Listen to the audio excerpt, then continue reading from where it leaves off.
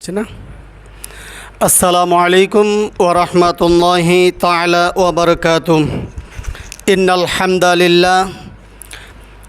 হামদালিল্লাহি নাহমাদুহু ওয়া নাস্তাঈনুহু ওয়া নাস্তাগফিরুহু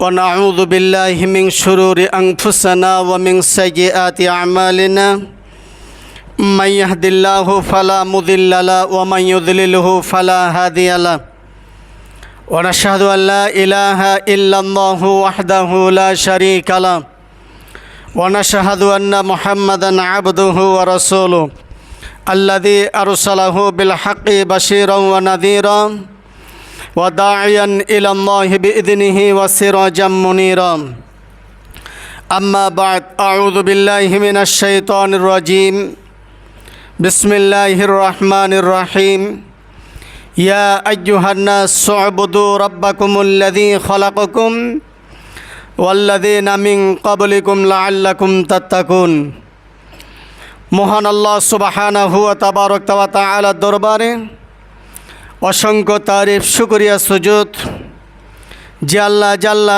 শানুহু আপনাকে আমাকে দুনিয়ার সব ব্যস্ততা দূর করে আল্লাহর ঘরে এসে দিনী আলোচনা বলার শোনার তৌফিক আল্লাহ পাক দান করেছেন। সে আল্লাহ সুবহানাহু ওয়া তাবারাক ওয়া তাআলা দরবারে শুকরিয়া। জবান খুলে সকলে পড়ি আলহামদুলিল্লাহ। মুহাম্মদুর রাসূলুল্লাহ সাল্লাল্লাহু আলাইহি ওয়াসাল্লাম তিনার প্রতি অগণিত দরুদ ও সালাম বর্ষিত হোক। আমরা সকলে পড়ি সাল্লাল্লাহু আলাইহি ওয়াসাল্লাম। আমি আপনাদের সামনে সূরা আল বাকারার ছোট্ট একটি আয়াতে কারিমা তেলাওয়াত করেছি। অল্প সময় কিছু কথা বলে বক্তব্য ইতি টানব। ওমা তৌফিক ইল্লা বিল্লাহ আলাইহি তাওয়াক্কালতু ইলাইহি উনীব। আল্লাহ সুবহানাহু ওয়া তাবারাক ওয়া তাআলা স্পষ্ট আকারে কোরআনের মধ্যে জানাচ্ছেন, ইয়া আইয়ুহান নাস, হে মানব সকল, সুবুদু রাব্বাকুমুল্লাযী খালাকাকুম, তোমরা গোলামি করো, তোমরা দাসত্ব করো, তোমরা আনুগত্য করো, আল্লাহর গোলামি করো, আল্লাহর দাসত্ব করো। আল্লাহ রাব্বুল আলামিনের দরবারে তোমরা চাও, যেভাবে চাওয়ার দরকার তোমরা সেভাবে চাও, আল্লাহর আনুগত্যকে স্বীকার করো। রাব্বাকুমুল্লাযী খালাকাকুম, আমাদের পূর্বে, ওয়াল্লাযীনা মিন ক্বাবলিকুম, আমাদের পূর্বে বহু সম্প্রদায়ের উপর এই আদেশ জারি ছিল, হে দুনিয়ার মানুষ, আল্লাহর গোলামি করো, আল্লাহর দাসত্ব করো, আল্লাহ পাকের ইবাদত করো, আল্লাহ পাকের আনুগত্য মেনে চলো, তাহলেই তোমরা বেহতারাম দুনিয়ার মধ্যে কামিয়াবি হতে পারবে। লাআল্লাকুম তাত্তাকুন, যদি তোমরা খোদাভীরু হও, মুমিন দাবি করো, নিজেকে ইমানদার দাবি করো, তাহলে তোমরা আল্লাহ রাব্বুল আলামিনের দরবারে সেজদা করো, আল্লাহর আনুগত্যকে স্বীকার করো। ভাইরা আমার, আয়াতের মূল তাফসির সেটা সমাপ্ত করলাম। হে মানব জাতি, ইয়া আইয়ুহান নাস উবুদু, তোমরা গোলামি করো, দাসত্ব করো, আনুগত্য করো যিনি আপনাকে আমাকে সৃষ্টি করেছেন। এবার আবিধানিক আর পারিভাষিক কিছু আপনাদের সামনে আলোচনা করি। বুখারী শরীফের 555 নম্বর হাদিস এবং মুসলিম শরীফের 632 নম্বর হাদিসের রিওয়ায়াত আসছে। বর্ণনাকারী বলেন, রাসূল করিম সাল্লাল্লাহু আলাইহি ওয়াসাল্লাম ইরশাদ করেন, আমার উম্মতের ভিতরে বালতি তলা ফুটা থাকবে। ওই বালতি যদি টিউবওয়েলের সাম্বাসালের মাঝখানে পানির টিউবওয়েলের কাছে গিয়ে ঠাসানো হয় বালতি ভর্তি করার জন্যে, যে আমি টিউবওয়েলের পানি ঠেসে ঠেসে এই বালতিটা ভর্তি করব, কিন্তু বালতির তলা ফুটা। আল্লাহর নবী বলেন, বালতির তলা যদি ফুটা থাকে, পাইলার তলা যদি ফুটা থাকে, বালতির তলা যদি ফুটা থাকে, ডেস্কির তলা যদি ফুটা থাকে, কিয়ামত পর্যন্ত ওই বালতি পানি দিয়া ভরা অসম্ভব হয়ে যাবে। এটা যেমন সহজ, আমার উম্মতের ভিতরে 10 শ্রেণী উম্মতের আবির্ভাব হবে। এই উম্মতরা সকলেই বালতি মার্কা হবে। এই উম্মতরা সবাই বালতি মার্কা হবে, ফুটা বালতির মতো এদের জীবনটা হবে। বালতি আছে কিন্তু পানি নাই, কিন্তু দুনিয়ার মানুষ দেখে না যে বালতি আছে পানি নাই, পানি নাই কেন এটা কেউ দেখে না। মুসলমান আছে কিন্তু মুসলমানদের আমল নাই এটা কেউ দেখে না। কিন্তু আমরা সবাই দাবি করতেছি মুসলমান, কি জোরে বলেন ঠিক কিনা? ঘরে ঘরে সবাই দাবি করতেছি। যান মসজিদ থেকে বের হয়ে আপনি বাড়িতে বাড়িতে যান, যাই বলেন আমাদের এই গ্রামে কোনো হিন্দু আছে নাকি, কেউ বলবে না যে আমি হিন্দু। যাই বলেন যে কোনো কাফের আছে নাকি, কেউ বলবে না যে আমি কাফের। যাই বলেন কোনো ফাসেক আছে নাকি, কেউ স্বীকার করবে না যে আমি ফাসেক।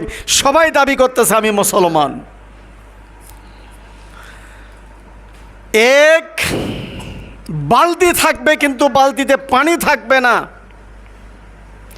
মুসলমান দাবি করবে কিন্তু মুসলমানদের ভিতরে মাল নাই, আমল থাকবে না। এরা হলো ফুটা বালতির সমান, যে দাবি করতেছে মুসলমান কিন্তু ফজরের নামাজ পড়ে নেই, ফুটা মুসলমান। টিপল থাঁচতেছি কিন্তু বালতিতে পানি ভর্তি হয় না, তলায় যে ফুটা মালিক দেখে না। ঠাস্তি আছি সারাদিন কিন্তু বালতি ভর্তি হয় না। সারাদিন দাবি করতেছি আমি মুসলমান কিন্তু মুসলমানদের তলা ফুটা ফজরের নামাজ নাই, 5 ওয়াক্ত নামাজ নাই। এ দাবি করাও তাদের বেকার, এটাও ফুটা বালতি। তাহলে এক দাবি করবে মুসলমান কিন্তু মুসলমান নামাজ পড়বে না, ভাবতে হবে এটা ফুটা মুসলমান। বালতি আছে তলায় ছিদ্র, ভাবতে হবে এটা ফুটা বালতি। রাস্তা ক্লিয়ার। 2 মুখে সুন্নতে দাঁড়িয়ে আছে, সুন্দর সুন্নতি দাড়ি, নাপিতের দোকানে বসে আবার দাড়িগুলি চেঁচতেছি। আল্লাহর নবী বললেন যারা দাড়ি চাঁচে এরা হলো ফাসেক। আল্লাহর নবী বলেন আমার মুখে দাড়ি, এই দাড়ি যারা চাঁচে এরা ফাসেক, এরা ফাসেক, এরা ফাসেক। পৃথিবীতে হাজারো লাখো কোটি মুসলমান ফাসেক, দাবি করতেছে মুসলমান, জোরালোভাবে দাবি করতেছে আমি মুসলমান, জোরালোভাবে দাবি করতেছে আমি মুসলমান, কিন্তু দলিল অনুযায়ী সেই লোকটা ফাসেক, সে দাড়ি চাঁচে।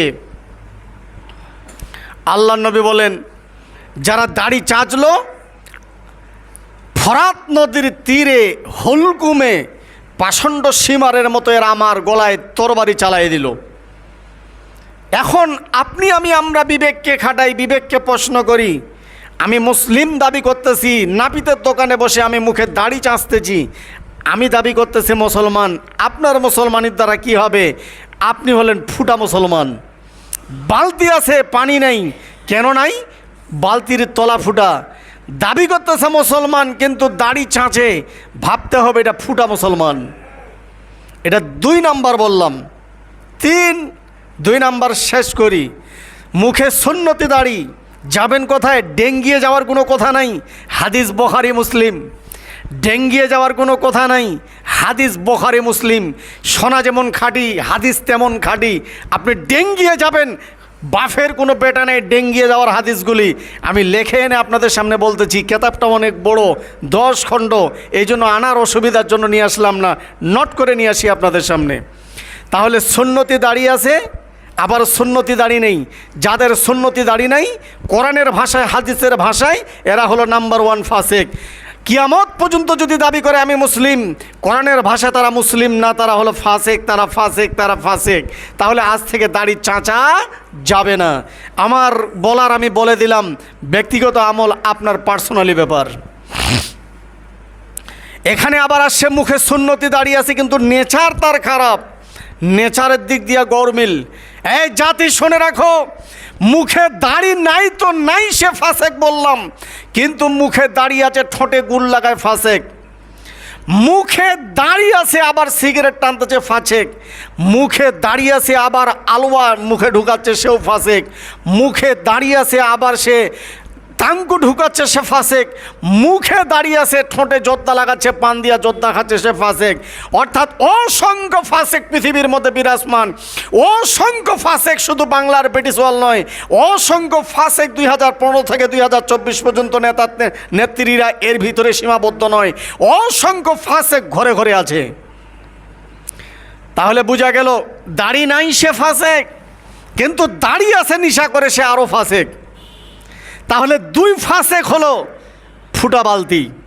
বালতি আছে কিন্তু বালতির তলায় ফুটা, বালতি আছে কিন্তু বালতির তলায় ফুটা, বালতি আছে কিন্তু বালতির তলা ফুটা। মুসলমান আছে কিন্তু মুসলমানদের নামাজ নাই, তলা ফুটা। মুসলমান দাবি করতেছে কিন্তু মুসলমান নামাজ পড়ে না, তলা ফুটা। কিয়ামত পর্যন্ত যদি সে মুসলমান দাবি করে, আসওয়াদ পাথর চিপে ধরে থাকে কিয়ামত পর্যন্ত নামাজ না পড়ে, তাহলে আসওয়াদ পাথর ধরে থাকাই হবে, লাভ হবে না। নাম্বার 3, 5 ওয়াক্ত যারা নামাজ পড়ে না, আল্লাহ রাসূল বলছেন তারা কাফের, তারা কাফের, তারা কাফের। হাদিস বুখারী আর মুসলিম, বাইনাল আবদি ওয়া বাইনাল কুফরি তারকুস সালাহ। যারা 5 ওয়াক্ত নামাজ পড়লো না তারা কাফের, তারা কাফের, তারা কাফের।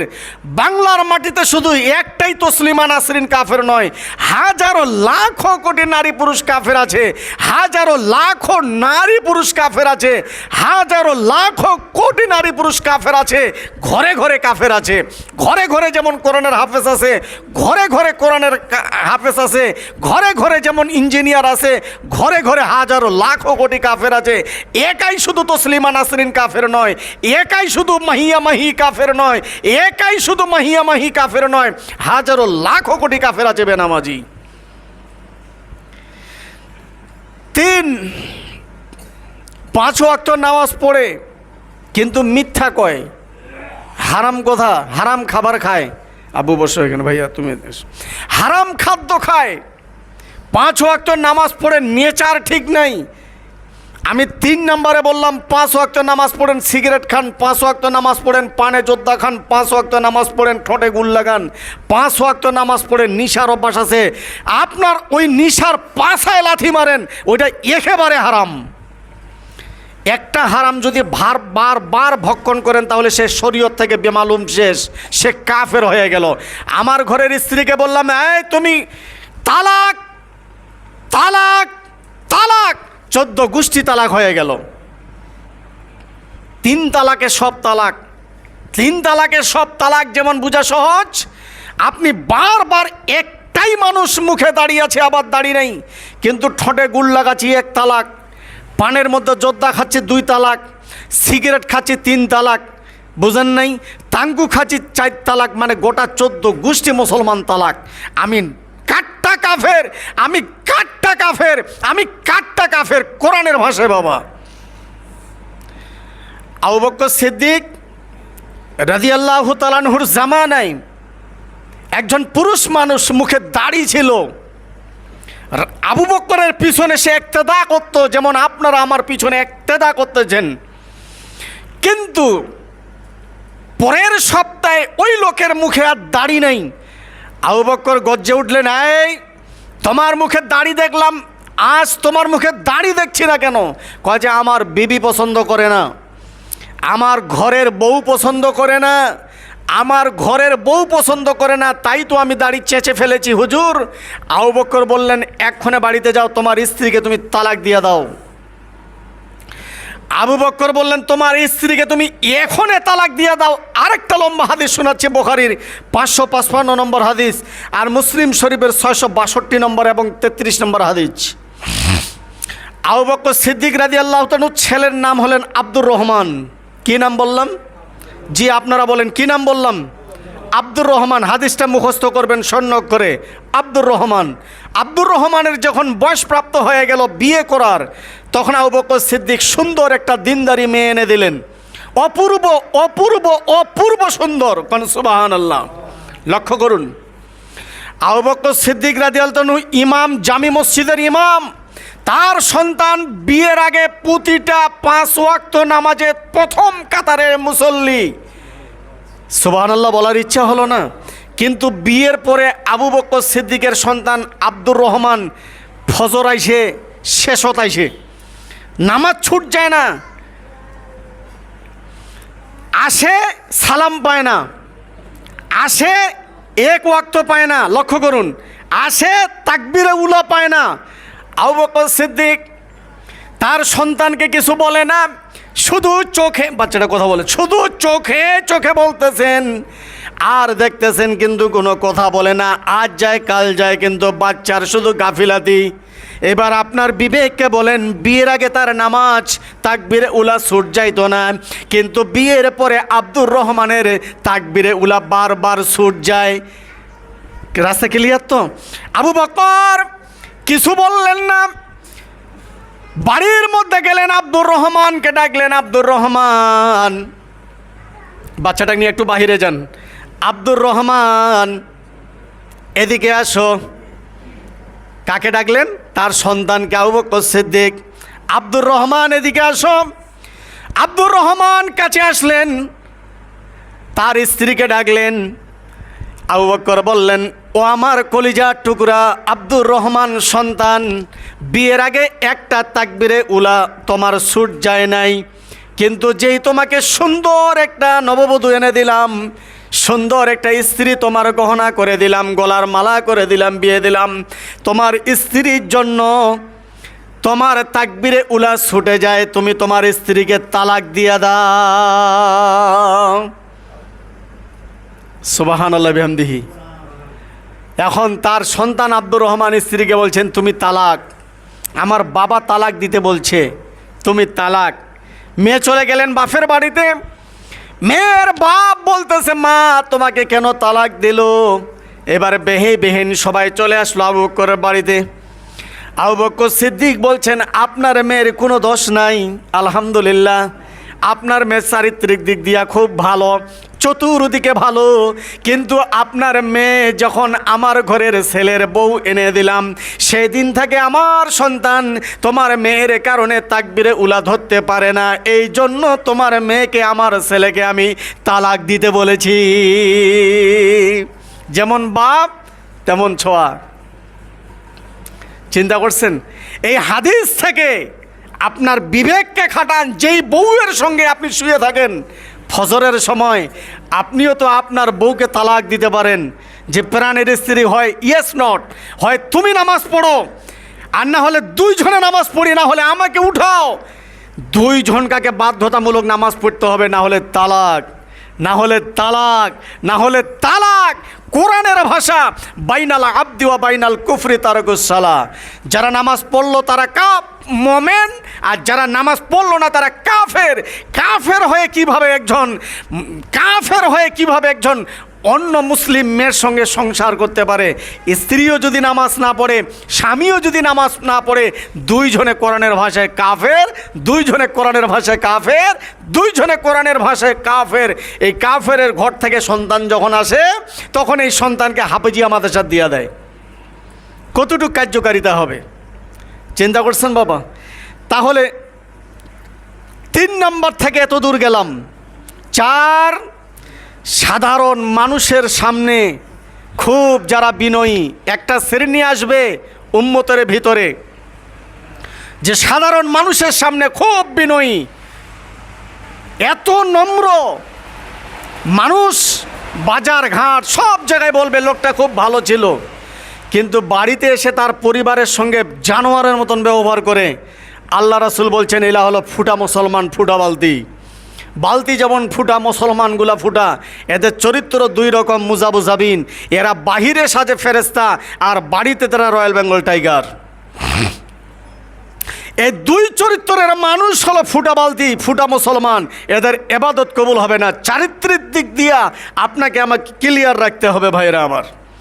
5, যাদের বাড়িতে আত্মীয় আসে, আত্মীয়তার কদর করলো, চলে যাওয়ার পরে খোঁটা মারল, এই মানুষগুলি ফুটা বালতি। এখানে আরেকটা হলো, এর আগেও আমি বারবার বুঝাইছি, স্ত্রীর পক্ষ থেকে যদি কোনো আত্মীয় আসে কদর থাকে বেশি, আর নিজের পক্ষ থেকে যদি কোনো আত্মীয় আসে এদের কদর থাকে না, এদের কদর থাকে না। আল্লাহর নবী বলেন, ওই বাড়ি জাহান্নাম, ওই বাড়িটা জাহান্নাম, ওই বাড়িটা জাহান্নাম।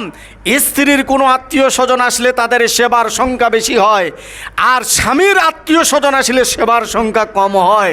এরাই হলো বেঈমান, এরাই হলো ফুটা মুসলমান, এরাই হলো ফুটা বালতি। স্ত্রীর পক্ষ থেকে কোনো কুটুম আসলে যেমন আদর যত্ন, নিজের আত্মীয় স্বজন আসলে আদর যত্ন। সমাজে একটা প্রভাব আছে, আমি বেগল খাই, আমার বোন বহনায় আসছে, শুধু সালাম, শেষ। আর যদি শালা সম্বন্ধী বড়জনার বউ আসে, তাহলে দেশি মুরগি খাবে না কক মুরগি খাবে না পাকিস্তানি খাবে না খাসির মাংস খাবে না কলিজা খাবে না মগজ খাবে, খালি ঘরের ভিতর স্বামী স্ত্রী দুজনের সিরিয়াল।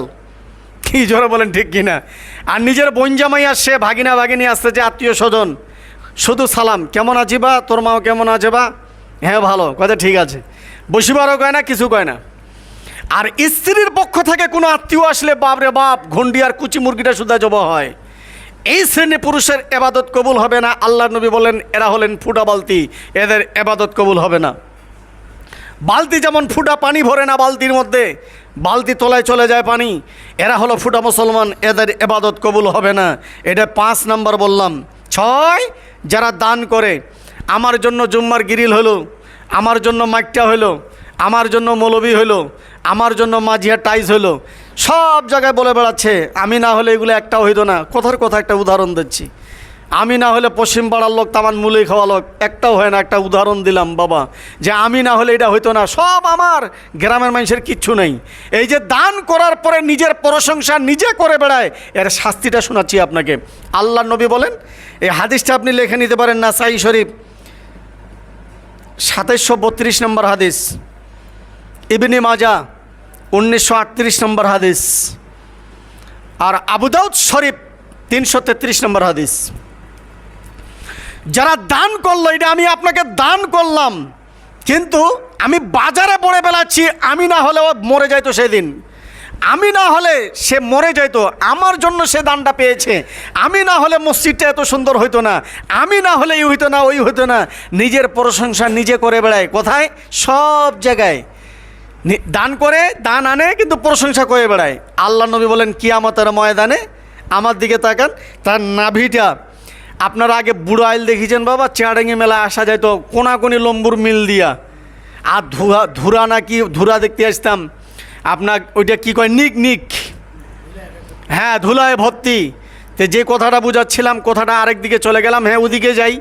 তো ওই নিগের 2 সাইডে, হ্যাঁ আমরা দেখতাম সিমবাড়িতে যেখানে সেখানে বড় বড় আইল, চারুপাকে আমার, তখন গরুকে আমরা খিলেই, গরুর 2 লাঠিতে ওই পেকে একটা খুঁটা, এই পেকে একটা খুঁটা, আর কামারের একটা ঝুড়ি বানিয়ে নিয়ে গেছি।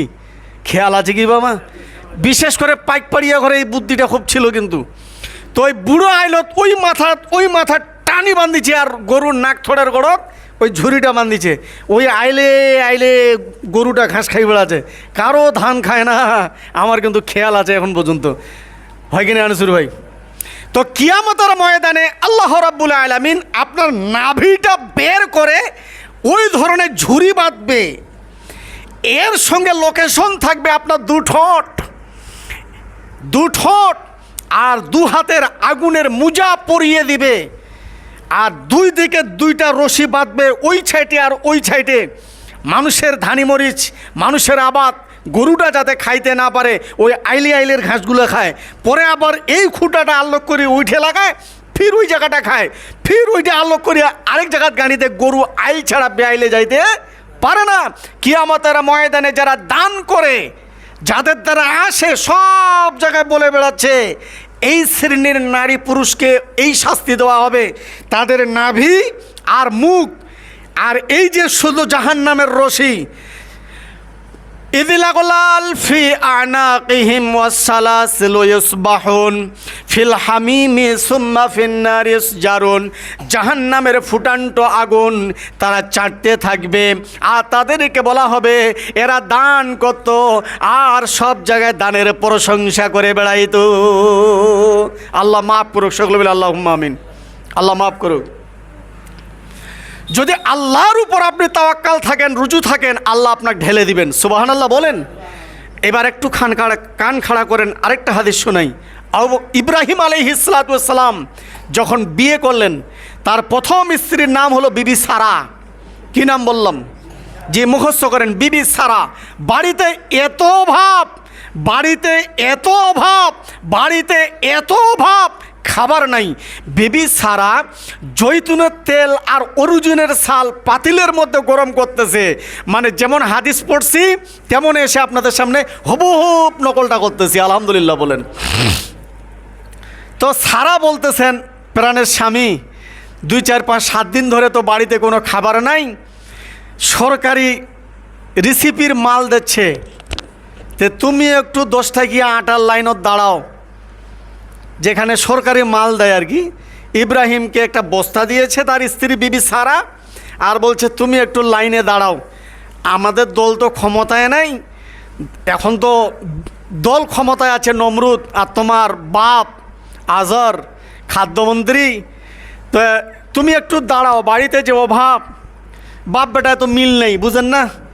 তো ইব্রাহিম আলাইহিস সালাতু ওয়াস সালাম বস্তাটা নিয়ে সুন্নতি লেবাস পরে লাইনের মধ্যে দাঁড়াইছে। লক্ষ্য করুন, জ্ঞান হবে। দলীয় লোক কিন্তু দেখা পাইছে, এই বাবু শোনো, বাবা শোনো, তোমার নাম ইব্রাহিম না?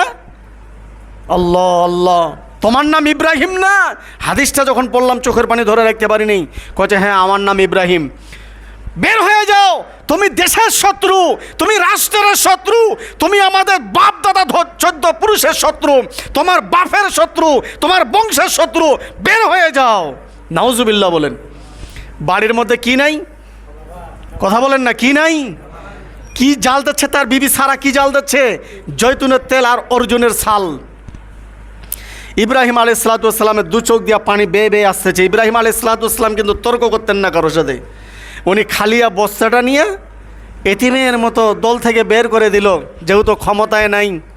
উনি মনটা খারাপ করে বাড়িতে আসতেছে আর বলতেছে, আমি বিবি সারাকে কি বলবো, বাড়িতে তো কোনো খাবার নাই। উনি সোজা মসজিদে যাইয়া বলছে, দেশের রাজা যদি আমাকে না দেয় আমার আল্লাহ আমাকে দিবে। কন্যা সুবহানাল্লাহ। দেশের রাজা যদি আমাকে না দেয় আমাকে আল্লাহ দিবে।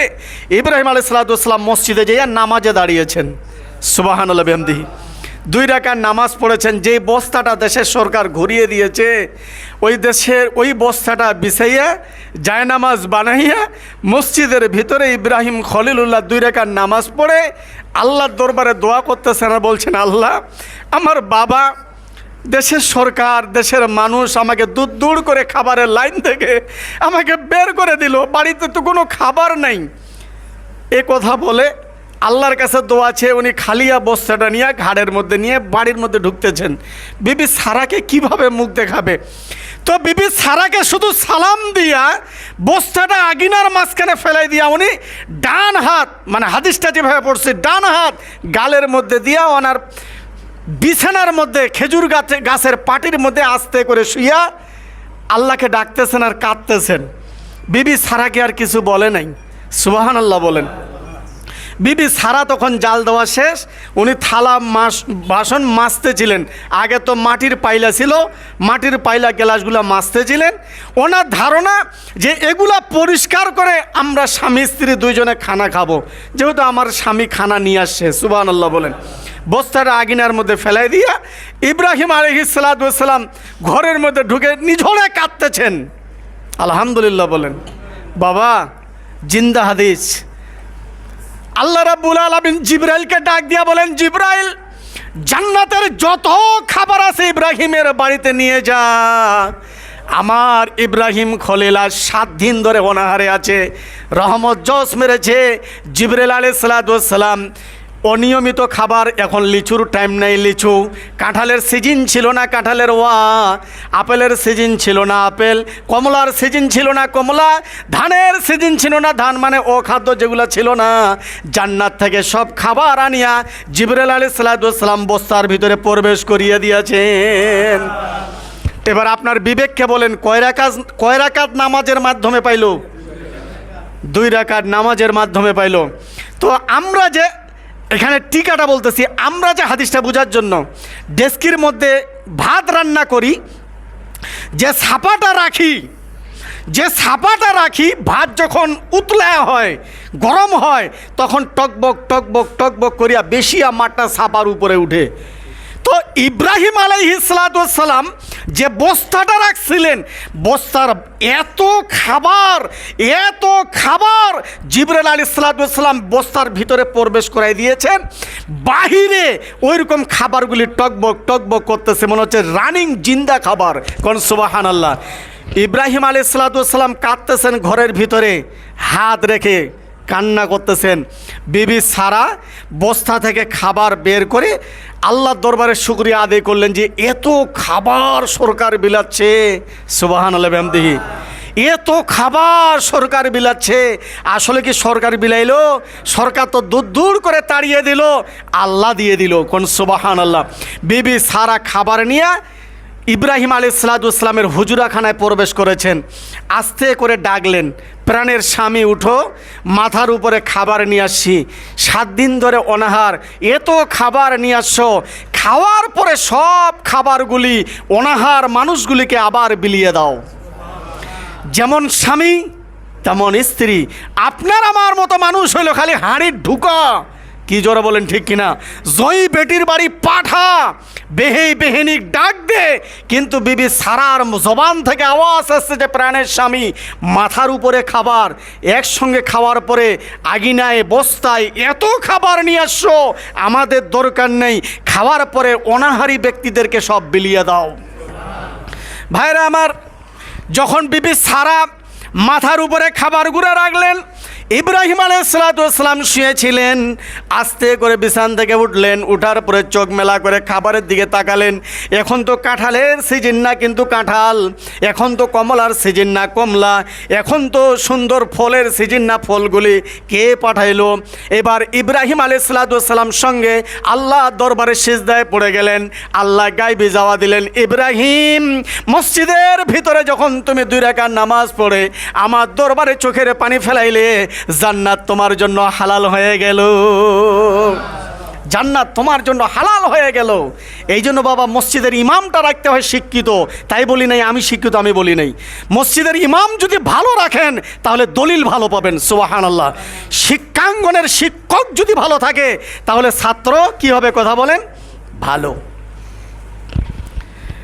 6 দান করার কথা বলছিলাম, এবার 7 এবাদত করতে হবে। বেছে বেছে এবাদত করতে হবে। যেই এবাদতটা করলে পরে আল্লাহ কবুল করবে, সেই এবাদত আপনাকে আমাকে গ্রহণযোগ্যভাবে আল্লাহর দরবারে করতে হবে। এখন আপনাদের উপর বিবেক খাটাই। এই যে আপনি আমি মসজিদে আসি কিসের জন্য বলেন? এবাদত করার জন্য। আমি শুরুতেই বলছি, বালতি আছে বাড়িতে কিন্তু বালতি ফুটা, ওই বালতিতে যেমন পানি আসবে না। এবাদত আছে কিন্তু এবাদতের তলা কি? ফুটা। এবাদত আপনার গ্রহণযোগ্য হবে না। এখানে যত মুসল্লি আছেন, আজ থেকে ওয়াদা যদি আপনি করতে পারেন আমি পানে কোনো যোদ্ধা খাবো না, তাহলে আপনি খাঁটি মুসলিম। আপনি যদি এই মসজিদে এখনে এইমাত্র এই মুহূর্তে যদি বলেন আমি আজ থেকে তামাকের পাশায় লাথি মারলাম, তাহলে আমি ভাববো যে এই ওয়াজ কাজে লাগছে। আপনি যদি বলেন আমার ঠোঁটে আজ থেকে কোনো আলুয়া গুল লাগাবো না, আমি ভাববো এই ওয়াজ আপনার জীবনে কার্যকারিতা হবে। আপনি যদি বলেন আমি আজ থেকে 5 ওয়াক্ত নামাজ পড়িব, বেনামাজি থাকবো না, এই ওয়াজ কার্যকারিতা হবে। আমি যদি কিয়ামত পর্যন্ত বকি, আপনি যদি ঠোঁটে গুল লাগান, আপনার জীবনটা হবে ফুটা বালতি। একটা টেনিস বল এই জায়গায় মারেন, ছিটকে আপনার কাছে চলে যাবে। কারণ টেনিস বল ধরে রাখার মতন এই ওয়ালটার মধ্যে ধারণ ক্ষমতা নাই, আছে নাকি বাবা? আর টেনিস বল কাদার মধ্যে যদি মারেন, এই বল আপনি কিয়ামত পর্যন্ত ঘুরেই পাবেন না, যতক্ষণ পর্যন্ত ওই জায়গায় না আসবেন। আপনার দিল যদি নরম না হয়, মৌলবি কি বকে বকুক, আমরা তো একে বেতন দিয়ে রাখছি, খাওয়ার সময় খাওয়া দিচ্ছি, ওই বকে বকুক ওর ওইটা কাম না, মানা না মানা সেটা আমাদের ব্যাপার। তাহলে আপনার জীবন হবে এই ওয়ালের মতো। আমার ওয়াচ আমার কাছে ঘুরে আসবে, আমার ওয়াচ আমি নিয়ে চলে যাব আমার বাসায়। আপনার অহংকার, আপনার সব গ্র্যাভিটি আপনার কবর পর্যন্ত নিয়ে চলে যাবে। এখানে আরেকটা হাদিস আপনাদেরকে শুনাই শেষ করবো ইনশাল্লাহ, যেহেতু সময় আছে। হাদিসটা খুব গুরুত্বপূর্ণ হাদিস। আল্লাহর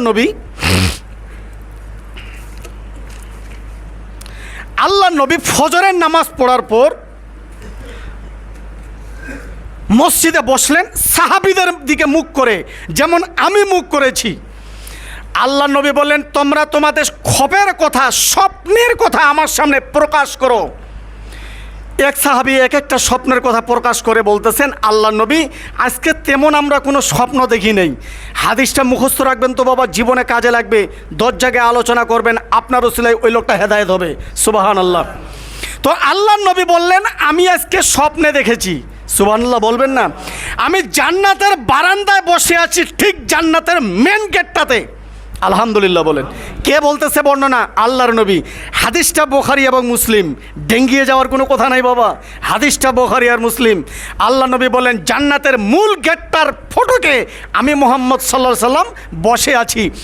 আমি 10 জন আশরায়ে মুবাশশারার মধ্যে একটা একটা করে সাহাবী জান্নাতে প্রবেশ করতেছে, কিন্তু আমি আব্দুর রহমান বিন আউফকে দেখি না জান্নাতে ঢোকার জন্য। সে কোথায় গেল? আমি কেন তাকে দেখতেছি না? জান্নাতে আশরায়ে মুবাশশারা কয়জন? কথা বলেন সবাই, কয়জন? 10 জন। মুখস্থ রাখবেন, আশরায়ে মুবাশশারা 10 জন সাহাবীর কাগজপাতি দুনিয়াতে আল্লাহ তাআলা দিয়ে দিয়েছেন। আর আল্লাহ নবী তাদের বর্ণনা করতেছেন যে আমি জান্নাতের মেন ফটকে বসে আছি। একটা একটা করে সাহাবী সবাই জান্নাতে প্রবেশ করতেছে, কিন্তু আব্দুর রহমান বিন আউফকে আমি দেখি না। আব্দুর রহমান বিন আউফ কিন্তু সেই আমলে খুব ধনী ব্যক্তি ছিল। তো যাদের নাম আল্লাহ নবী বলতেছে সবাই রাসূলের পিছনে দাঁড়িয়ে আছেন, বসে আছেন। সুবহানাল্লাহ বলেন না? সবাই জীবিত, কেউ মরে নাই। আল্লাহ নবী তাদের কথা বলতেছেন। সুবহানাল্লাহ বলবেন না? যে আমি জান্নাতে দেখতেছি একটা একটা করে আবু বকর ঢুকতেছেন, আলী রাদিয়াল্লাহু আনহু ঢুকতেছেন, বেলাল ঢুকতেছেন। এইভাবে 9টা সাহাবীর নাম বললেন, 9 জনেই রাসূলের সামনে বসা। আস্তে কন্যা সুবহানাল্লাহ, কন্যা সুবহানাল্লাহ। কিন্তু আব্দুর রহমান বিন আউফকে দেখি না, সেও কিন্তু পিছনের লাইনে বসা। সুবহানাল্লাহ। উনি উঠে দাঁড়ালেন, লাব্বাইকা ইয়া রাসূলুল্লাহ, আমি পিছনের কাতারে দাঁড়িয়ে আছি। আল্লাহ নবী বললেন, আমি 9 জনকে জান্নাতে প্রবেশ করার জন্য দেখতেছি, তোমাকে কেন দেখি না? এখন মাথা কেস করেন। আব্দুর রহমান বিন আউফ বলছেন, আল্লাহ নবী, হিসাব দেখেন, আল্লাহ নবী আমার 700 উট ইয়ামেন দেশে যাচ্ছিল, 500 ঘোড়া দার্জিলিংয়ের দিকে যাচ্ছিল, 250 ছাগল ইটালির দিকে যাচ্ছিল, 27 বস্তা খেজুর লন্ডনে পাঠাচ্ছিলাম, 28 বস্তা গাড়ি বা খাবার লন্ডন থেকে আসতেছিল। এগুলার হিসাব কষতে কষতে আমি তাকবীরে উলা ধরতে পারি নাই। মাথাটা খাটান, মাথাটা বেডঢান খাটিয়া দিয়া। আল্লাহ নবী ওয়াজ করতেছেন, 10 জন সাহাবী রাসূলের সামনে, কথা কন না, বসা। হাদিসটাকে ঢুকতেছে। আল্লাহ নবী একটা একটা করে নাম কয়, A B C D 9 Jhankar নাম করার পরে আল্লাহ নবী বলছেন, আমি জান্নাতে প্রবেশ করার জন্য দেখি না কেন আব্দুর রহমান বিন আউফকে? সে কেন ঢুকে না? আমার আফসোস হয়, কেন ঢুকে না সে? পিছনে কাতারে দাঁড়িয়ে বললেন, ইয়া রাসূলুল্লাহ, এগুলার হিসাব করতে আমি কয়েকদিন ধরে তাকবীরে উলা ধরতে পারি না। আমি আপনাকে বুঝাচ্ছি তাকবীরে উলার কত ফজিলত। তো আল্লাহ নবী বললেন, এই জন্যই তোমাকে আমি জান্নাতে প্রবেশ করার সিনারি দেখতে পাইলাম না। সবাই 9 জনে ঢুকে গেল, কিন্তু তোমার ঢুকা আমি দেখতে পাইলাম না, আমার ঘুমটা ভেঙে গেল। নবী ওয়াজ করতেছেন, আব্দুর রহমান বিন আউফের মাথা ঘুরে গেছেন। বলছেন, আল্লাহ নবী, বাড়ি পর্যন্ত যাওয়ার আমাকে একটু সময় দিবেন কি? সুবহানাল্লাহ বলেন। আল্লাহ নবী বললেন, হ্যাঁ, তোমাকে বাড়ি পর্যন্ত যাওয়ার সময় দিলাম। এবার আপনার বিবেকে একটু কেস লাগান। সেই আমলে, সেই যুগে আব্দুর রহমান বিন আউফ এত ধনী ছিল, এত ধনী ছিল যে 7,000 একর জমির উপরে আব্দুর রহমান বিন আউফের শুধু খেজুর বাগান। তো বলছেন, আল্লাহ নবী, আমাকে বাড়ি যাওয়া পর্যন্ত আপনি সময়টা দেন। সবাই বসা আছে। আব্দুর রহমান বিন আউফকে বললেন, যাও তুমি। বাড়িতে গিয়ে তার বিবিকে বললেন, এই বাড়িতে আমার ফ্যামিলি আর থাকা হবে না, বাড়ি থেকে বের হয়ে সূর্যের আলোর কাছে দাঁড়িয়ে থাকো, আমি মুহাম্মদের কাছ থেকে আসতেছি। সুবহানাল্লাহ বলবেন না? আচ্ছা, এবার বলেন, এত বড় একটা ধনী, একটা জান্নাতে সার্টিফিকেট পাওয়া মানুষ আল্লাহর নবীকে বলছেন, আমাকে শুধু বাড়িতে যাওয়ার টাইমটা দেন। যাইয়া টাকা পয়সা সোনা গহনার তো হিসাব করার দরকার ছিল, কিন্তু ওইটা না বলে উল্টা তার বিবিকে বলছে, সূর্যের আলোতে দাঁড়িয়ে থাকো, এই বাড়ি হারাম, গাড়ি হারাম, বাগান হারাম, আল্লাহর নবী আমি এসেছি, বাড়ি থেকে এইমাত্র আসলাম, আমার স্থাবর অস্থাবর যত সম্পত্তি সব বাইতুল্লাহ দান করে দিলাম। আল্লাহর নবী পরের ফজরের সময় দাঁড়িয়ে বললেন, আমি আজকে স্বপ্ন দেখলাম 9 জন সাহাবী একসাথে কালেমার পতাকা নিয়ে আমি মুহাম্মদকে আমির বানাইয়া জান্নাতে প্রবেশ করতেছে। এখন আপনার বিবেককে আপনি বলেন, ফজরের নামাজও তো পড়েন নাই, আল্লাহর নবী কি স্বপ্ন দেখবেন আপনার আমার জন্য? তাকবীরে উলা তো দূরের কথা, তাকবীরে উলা তো দূরের কথা, ফজরের নামাজে পড়েন নাই। লাইলাতুল কদরে আধামন আজোয়া খেজুর এনে বলছেন, হুজুর আমার জন্য একটু দোয়া করেন। আল্লাহ আমার ডাক দিয়া বলছেন, মামুন মৌলভী কার জন্য দোয়া? 11 মাস ধরে বেনামাজি, দোয়াটাও না হুঁসবুস করিস। এর উপর আর বুঝার মতো ক্ষমতা আল্লাহ তাআলা আমাকে দান করেন নাই। আল্লাহুম্মা সাত্তুহুম, আল্লাহ তুমি কবুল করো। আল্লাহুম্মা সাত্তুহুম, আল্লাহ তুমি কবুল করো। আসর থেকে 5 ওয়াক্ত নামাজ পড়বেন না, জীবনটা এইভাবেই কাটাবেন। কোন এবার পড়বেন তো ইনশাআল্লাহ? সবাই কোন তো ইনশাআল্লাহ? আর আজ থেকে ওয়াদা করেন, পানে জর্দা খাবো না, ঠোঁটে গুল লাগাবো না, তাঙ্কু লাগাবো না, সিগারেটের দোকানে যাব না, সব পাশা লাথি মারলাম। আপনি খাবেন কিশমিশ, আপনি খাবেন কালজিরা, আপনি খাবেন মেথি, আপনি খাবেন মধু, আপনি খাবেন দুধ। আল্লাহ পাকের অসংখ্য নেয়ামত আছে, এগুলা খান। আপনি দই বেশি মদ কিনে খান কেন? আপনি দুধ বেশি মদ কেন কিনে খাবেন? মদ বিক্রি করা হারাম, আপনি কেন খাবেন এগুলি সব যদি বাদ দিতে পারেন তাহলে এই বসা আপনার সাকসেস। লক্ষ্য করুন বাবা, আপনি যদি পানে জর্দা বাদ দিতে পারেন, সিগারেট বাদ দিতে পারেন, নেশা বাদ দিতে পারেন, তাহলে মাথার টুপি দিয়ে এসে বসা থাকা আপনার সাকসেস। আর যদি আপনি আবার যেই আর সেই রেলগাড়ির মতো, তাহলে আপনি সাকসেস হতে পারবেন না। ওয়াখিরু দাওয়াহুম আনিল হামদুলিল্লাহি রাব্বিল আলামিন। শুনুন।